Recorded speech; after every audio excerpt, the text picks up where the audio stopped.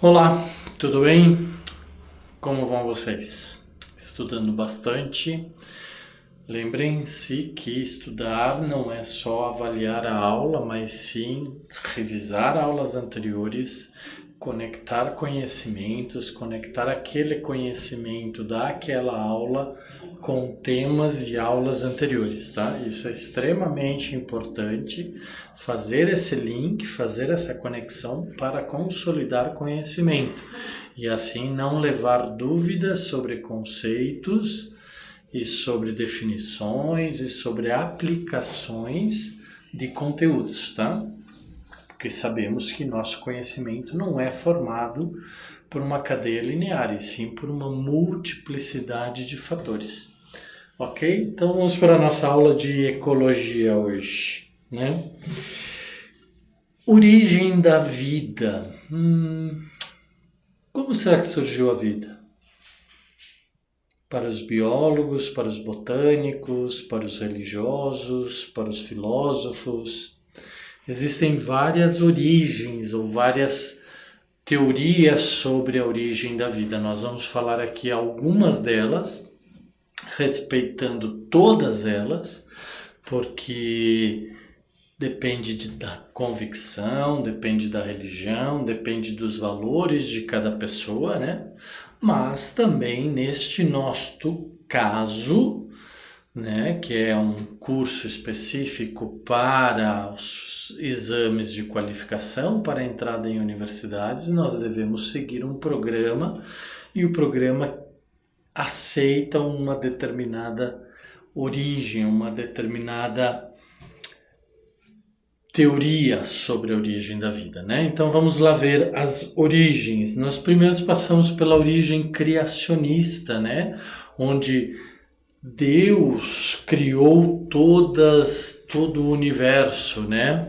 Então engloba todas as concepções que envolvem origens sobrenaturais para a vida. Deus para os monoteístas, né? Um único Deus. E deuses para os politeístas, né? Estariam envolvidos no processo de formação da vida. Todas as suas fases de formação, né? Então, uma vez criada, não sofreria transformações ou mutações ou modificações, nem mesmo evoluções. Então, disse em algumas religiões que somos criados à semelhança de, né? E semelhança e não evoluímos. Então, somos exatamente iguais aos nossos antecessores, né? Então isso é a teoria criacionista. Alguém criou esta forma de vida, né? Alguém criou os vegetais, os fungos, os moluscos, os animais carnívoros, os animais herbívoros, o homem, as plantas, todos os tipos de planta. Alguém criou isso. E parou aí, não houve ou não está havendo evolução, né? Então, acreditem ou naquilo que vocês acreditam, vocês analisam esta teoria, tá? Se está havendo evolução, se está havendo modificação, desculpa, ou não, né? A segunda teoria é a teoria fixista. Afirma que as espécies surgiram sobre a Terra completamente adaptadas ao meio, ou seja, elas surgiram já adaptadas ao meio, né? Onde elas tiveram origem. Por exemplo, a araucária surgiu do jeito que ela é hoje, há milhões de anos atrás ou bilhões de anos atrás, exatamente da mesma forma, não sofreu nenhuma adaptação, não sofreu nenhuma evolução, né? Um outro animal, por exemplo, a anta, que acontece aqui no Brasil, surgiu do jeito que ela não sofreu nenhuma alteração, né? Os jacarés, os crocodilos, os pássaros, as borboletas, os insetos, todos surgiram, nós seres humanos, todos surgimos exatamente como somos, né, totalmente adaptados ao meio ambiente. Será que somos adaptados ao meio ambiente? Ou será que surgimos exatamente adaptados ao meio ambiente? Se fôssemos adaptados ao meio ambiente totalmente, precisaríamos de roupas? Nosso corpo estaria adaptado às mudanças climáticas, às altas temperaturas, baixas temperaturas, né? Pergunta, question mark, uma pergunta para vocês, né? Nós estamos adaptados ao meio ambiente? Ou ainda acreditamos que podemos adaptar o ambiente para a nossa vida? Né? Então, pela teoria fixista, somos adaptados, estamos adaptados e viemos adaptados, surgimos adaptados ao meio onde surgimos, né? Permanecendo imutáveis, não mudamos nada, né? Não mudamos nenhum tipo de pelo, nenhum tipo de pele, nada. Somos exatamente iguais há milhões de anos. Será? Mantendo suas reproduções por séculos, esse sistema reprodutivo, essa característica, né? Por séculos. Será que nas leis da adaptação dos seres vivos ao meio, ou às condições extremas do meio, ou às adversidades, onde então temos adaptações, será que esta teoria explica estas adaptações? Ela diz que não precisa, porque todos nós estamos adaptados ao meio em que surgimos, né? E aí tem a teoria chamada abiogênese, onde pesquisadores acreditavam que a matéria dava origem por si só a novos seres vivos, né? A geração espontânea, né? Então, isso foi uma teoria por muito tempo investigada e acreditada, que uma matéria-prima, uma matéria química, uma matéria biológica, por si só, deixando ela ali, ela daria origem às novas vidas, né? E essa teoria, então, foi questionada e foi combatida com um simples experimento, onde se pegou pedaços de carnes, colocou dentro de vidros. Esses vidros, quando abertos em contato com a atmosfera, permitiam a entrada e saída livre de insetos, né? E esses insetos acabavam ovopositando nessa matéria-prima, nesta matéria orgânica, e dali surgiam então novas larvas, novos insetos ou novas vidas, tá? Por conta disso é que surgiu então essa teoria da abiogênese, a vida surgindo espontaneamente, né? Alguns cientistas indignados ou inconformados com esta teoria, não crentes dessa teoria, fizeram o quê?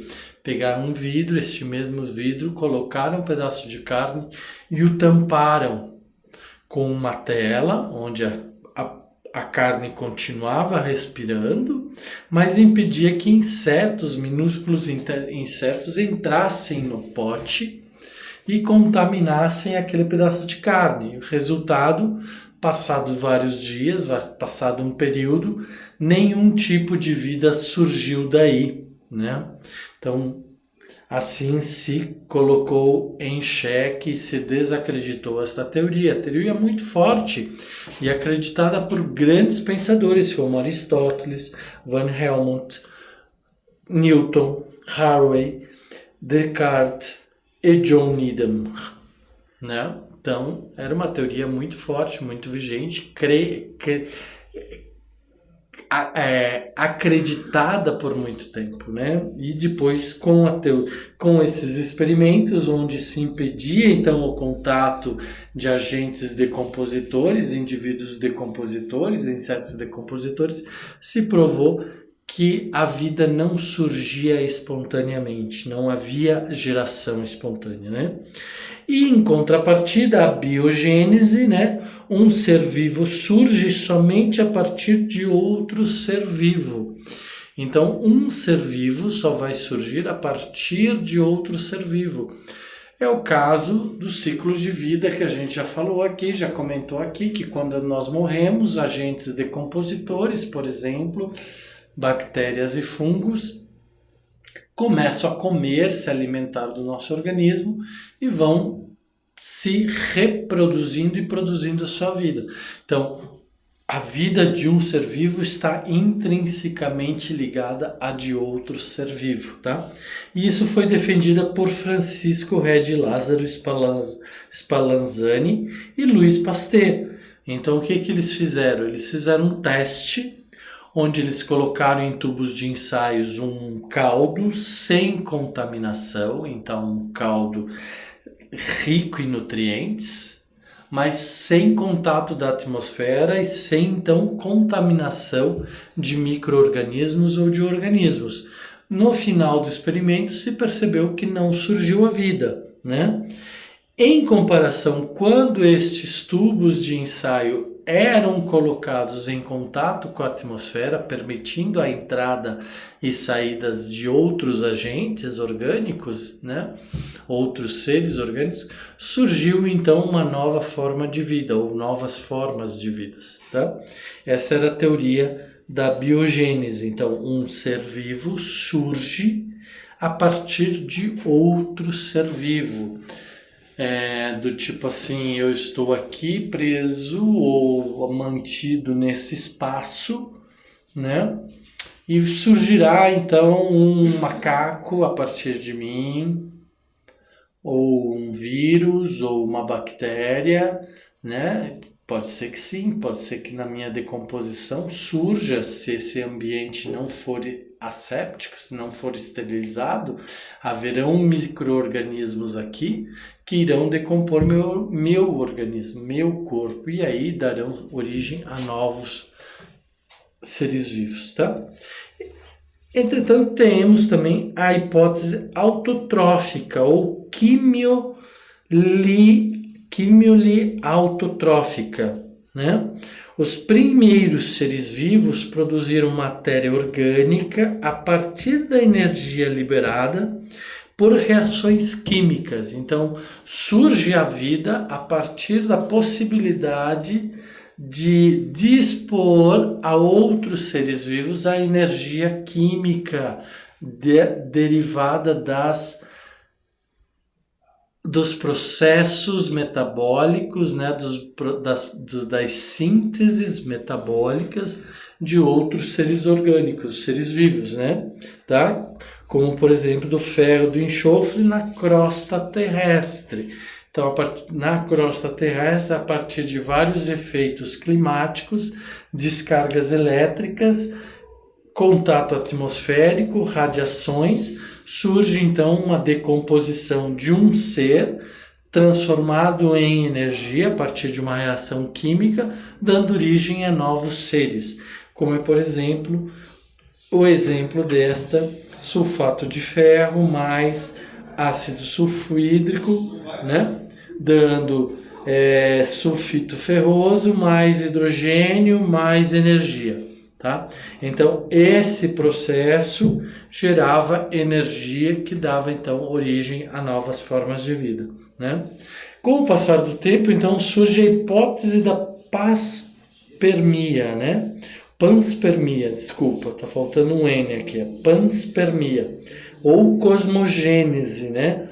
Onde se acreditava que a vida veio trazida, surgiu vindo de outros planetas, vindo de outros agentes, chegou a vida à Terra, é a panspermia. Tá faltando um N aqui, tá, pessoal? Então, N, panspermia, tá?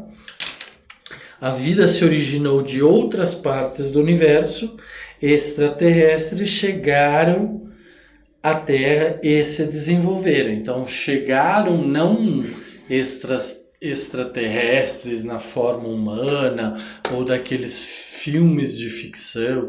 Não, podem ter sido micro-organismos que chegaram com uma carga de matéria orgânica, matéria viva, energia e aqui começaram a sofrer mutações e reações, e isso deu origem às formas de vida existentes no planeta Terra.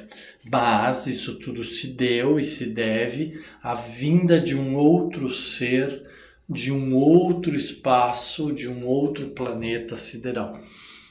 Tá? Isso é a teoria da panspermia, né? E temos também a teoria heterotrófica, onde o soviético Alexander Oparin, em 1924, né, há quase 100 anos atrás, pesquisou o surgimento da matéria orgânica para a formação dos primeiros seres vivos que, ao contrário dos demais cientistas que buscavam saber como surgiu o primeiro ser vivo, Oparin pesquisou saber como surgia a matéria orgânica, e não como ser vivo. Não como surgiu o primeiro ser vivo, mas sim como surgia a matéria orgânica, né? Assim ele analisou fósseis e estimou que os seres vivos surgiram há 3,5 bilhões de anos, ou seja, há muito e muito tempo surgiu o primeiro ser vivo na superfície da Terra, tá? Enquanto o planeta ainda estava em formação, então o planeta Terra não tinha a constituição que temos hoje e ainda estava em transformação. Tem um erro grande nessa teoria, porque dizer que ainda estava em transformação praticamente nega que estamos em transformação e continuaremos em transformação, porque o planeta é um organismo vivo, né? Todos que aqui habitam, todos que aqui estão constantemente sofrendo mutações, alterações como resultado das adversidades climáticas, das alterações climáticas, ou de N outros fatores, interação genética, né? Então estamos sempre totalmente em transformação, né? Então essa teoria falava que lá somente havia transformação do planeta, ou formação do planeta.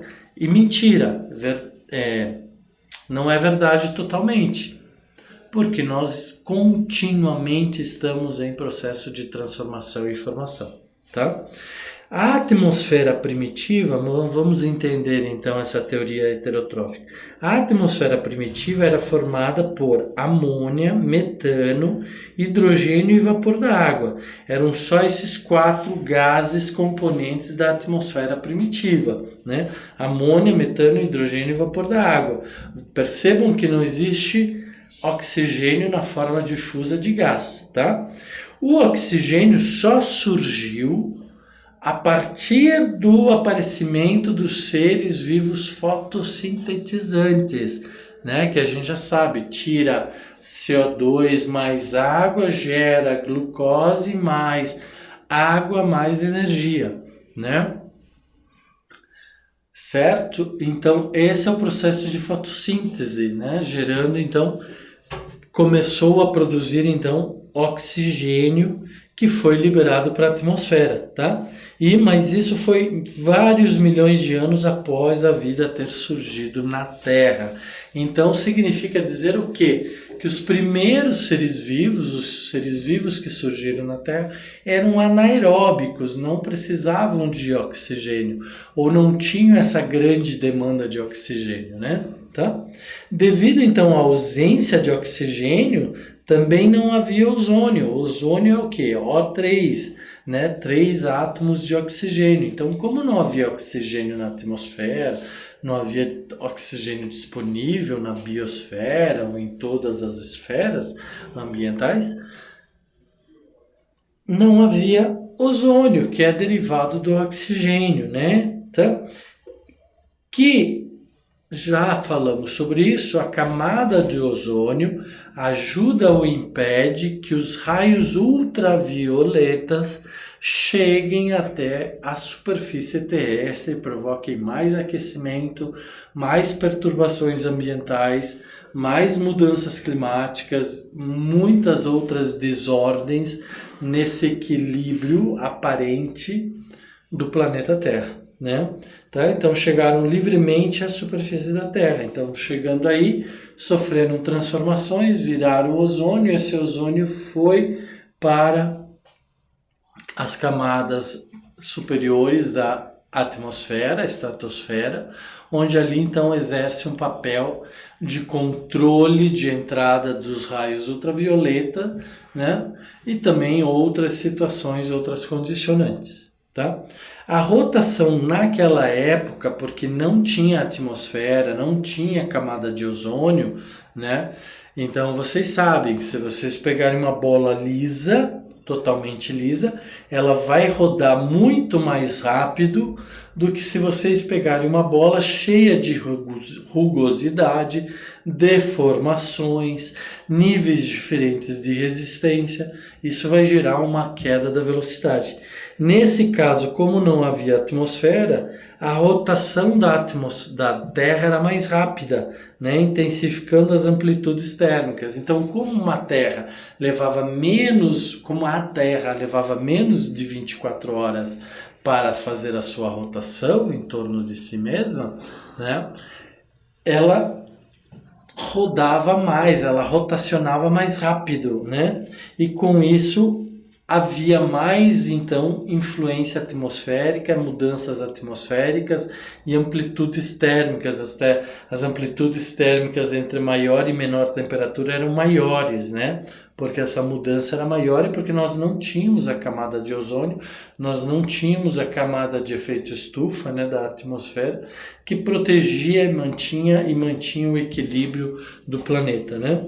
Assim, surgindo também maior volume de vendavais e furacões. Então, como nós não tínhamos esta camada protetora de ozônio, como nós não tínhamos a camada da atmosfera, também conhecida por efeito estufa, como nós não tínhamos isso, a superfície da Terra era mais suscetível às ondas de calor e frio e aos movimentos de rotação, translação, né, da Terra. E com isso, então, haviam mais acidentes ou incidentes ou fenômenos climáticos, né? Esse movimento intenso de massas de ar gerava, então, maiores descargas elétricas, gerando ambiente quente, carregado e instável. Então, como girava mais, como havia mais contato, havia mais predisponibilidade, havia mais condições de radiações chegarem até a superfície da Terra, né? E várias outras formas, ou de energia, ou de luz, ou de gases chegando na atmosfera e fazendo com que na superfície da Terra, fazendo então que aumentassem as reações, e uma dessas reações eram as descargas elétricas, que em contato com as partículas gasosas, ou partículas no solo, ou partículas na água, promoviam então uma reação química chamada de descargas elétricas, né? Tá? A formação da matéria orgânica. Então, como formou a matéria orgânica, né? Radiações ionizantes, tempestades, calor de superfície, violentas erupções vulcânicas, tudo isso, o conjunto disso tudo agitou e aqueciam a atmosfera, né? E aqueceram a atmosfera, né? Causando reações entre os compostos, formando novos compostos químicos. Então, todas essas intempéries, essas mudanças climáticas, fizeram com que houvesse uma intensificação das reações químicas. E com isso, então, a existência, o surgimento de novos seres vivos, ou de novos materiais, ou de novos componentes químicos, tá? Certo? Então, vamos lá. Atmosfera rica em metano, hidrogênio, vapor d'água e amônia, né? Que vai constituir os aminoácidos compostos orgânicos, as proteínas, ácidos nucleicos, as células primitivas, os organismos primitivos e os complexos primitivos. Então, houve uma escala de sucessão, de alteração, de melhoria, né? Bastante forte nesse período, que permitiu, então, ao seu final, todo um processo de geração de vida, né? As erupções vulcânicas expeliam magma, gases e enormes quantidades de vapor d'água que se misturavam. Então, as erupções vulcânicas eram uma festa de elementos químicos, uma festa de componentes, né? Tá? E por milhões de anos a atmosfera recebeu o vapor d'água até a supersaturação, formando a precipitação. Então imaginem vocês, milhões de anos a nossa atmosfera recebendo vapor d'água, recebendo vapor d'água, recebendo vapor d'água, recebendo vapor d'água. Assim como nós, se nós fôssemos dar uma festa aqui nesse ambiente, nós íamos colocar pessoas até um ponto onde a entrada de uma nova pessoa ia causar um problema para a que já existia, ia ficar mais apertada e até chegar um momento que não coubesse mais nenhuma. Estaríamos aí no nosso ponto de saturação. E assim acontecia então com as células, né? A água evaporava e retornava à atmosfera, gerando um movimento de entrada e saída de matéria orgânica, causando acúmulo na superfície de rochas quentes que reagem e formam mais matéria orgânica, né? Proteínas, aldeídos, gorduras.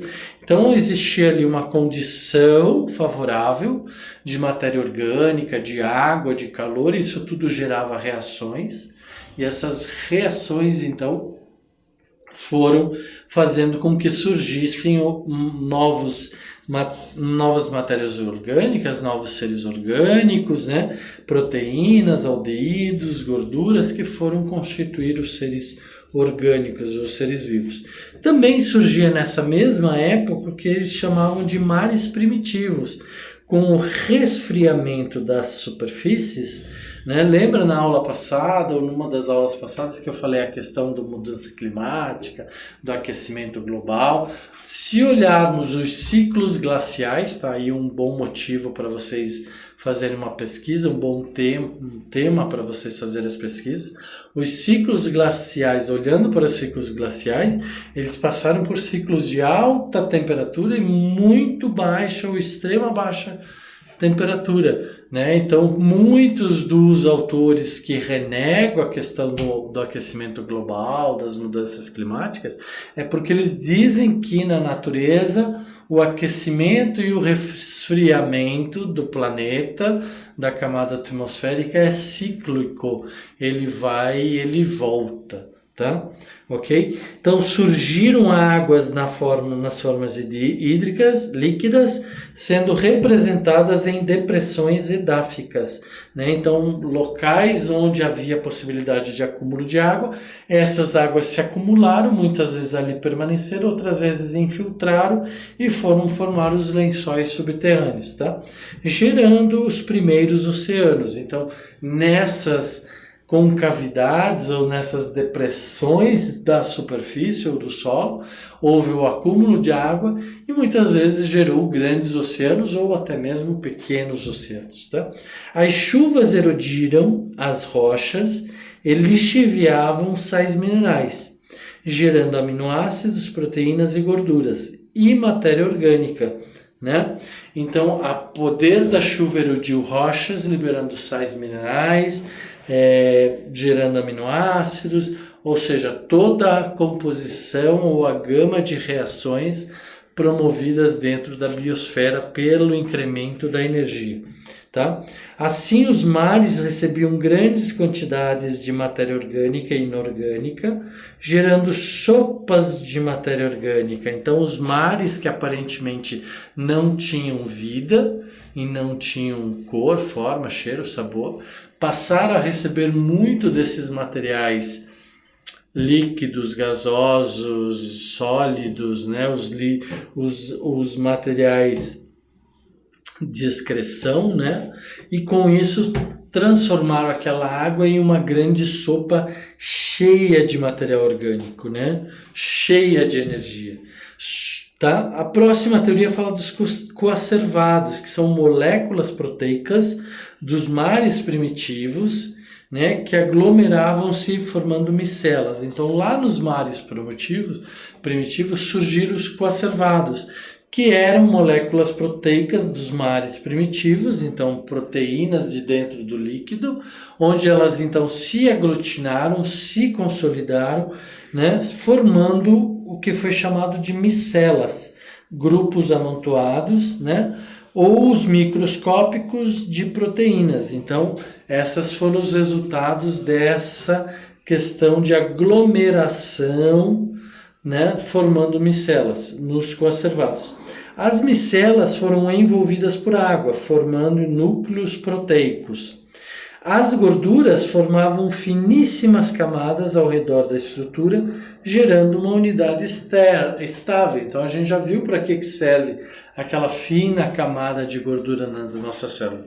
Ela não está ali só de bonito, não. Ela tem uma função, a gente já falou sobre essa função. Se não lembram, revisem, tá? Então, um esquema de núcleo proteico mais o envoltório aquoso, a camada de lipídios, a arquitetura, isso tudo vai gerar uma arquitetura semelhante a uma célula, né, que possui membrana, citoplasma, núcleo, mesmo assim possui lá dentro das suas membranas, das suas paredes, uma carga, uma sopa nutricional muito rica, tá?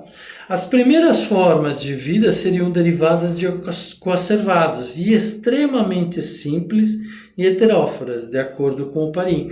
Ou seja, as primeiras formas de vida surgiram do aglomerado de células mais simples, de organismos mais simples, onde a existência de um facilitava a existência do outro e vice-versa.